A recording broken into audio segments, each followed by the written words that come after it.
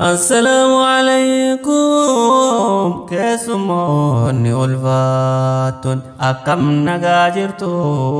علماء انت نمرتو كروفي كرنيس كنديرا جمرتو يامسا كبجا كينياوات يروكي سنكالي رانو كودون فريقنكو urjiiwwan arranaa eebbifamtu hamileena taatanii fi birannaa mul'atuun na gammachiiftan urjiiwwanii ustaazotu jazaakumullahu isin martu markada abdallaa ibnu umaar irraa ergaan kun sinii balakkeesse ergaan arraa kan ustaazaa ani sinii sagaleesse ustaaz nuuru الزمان إرقاساني سنقيسي براتو تقاقاري كبنا كيروف قرين ندقاقسي قبا دقا واللقاو ديني ربي برو في فنينسي والجالة والكبجو كناتنا قمجيسي إيقا ربي دجيب سمي خلقينو أرقم سيسي عرسايسي قبلتني ربي نقمجيسي جزاكم الله يا أرجي وانكو kan ani barsiise dukkana wallaalaa ifaatti geeddaruuf ibnu umariin nu bantanii imala keenya kan heegareef amiirraan gaggaarii nu filtanii ummu rayyaaniif abu khaalidi muntahaaf sa'iid useenii karoora gaarii nu baastanii hojiidhaanis mul'istanii wal dhageettiif wal jaalalaa fakkeenya taatanii mul'attanii diinii rabbii deemmara caalu qur'aanaaf hadiisaaniif qartanii akka kanniin safdaamuudhaa bu'aa gaarii mul'istanii hunda keessanirraa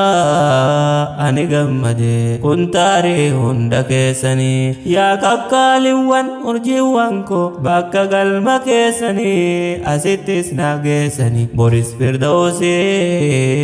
isinna hadalchisu rabbi bakka galma keessanii asittis nageessanii boris firdawsi isinna hadalchisu rabbi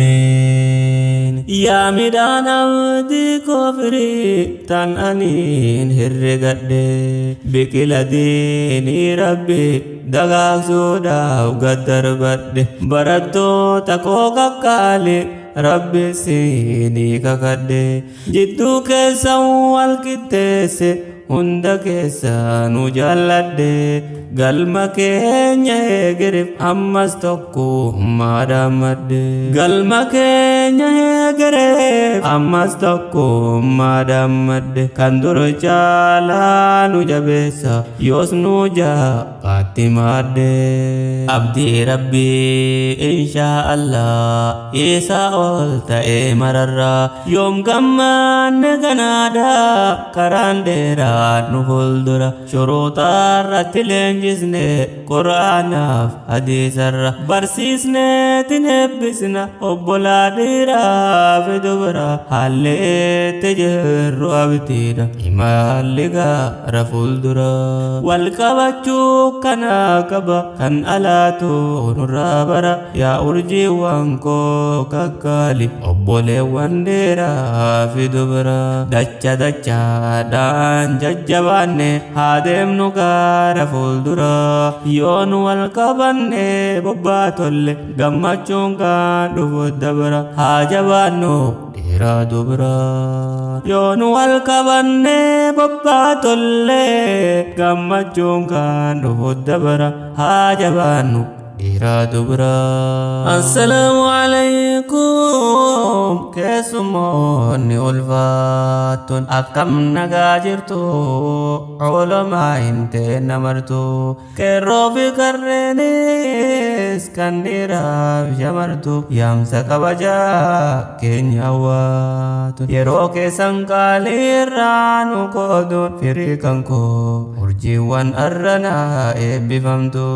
hamileena taatanii fi birannaa mul'atuun na gammachiiftan urjiiwwanii ustaazotu jazaakumullahu isin martu assalaamu alaykum keessummoonni ulfaatun akkam nagaa jirtu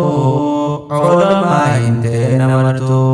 qeerroo fi qarreenis kan dhiiraaf shamartu yaamsa kabajaa keenya hawwaatu yeroo keessan qaaliirraa nu qooduun firii kan koo urjiiwwan arranaa eebbifamtu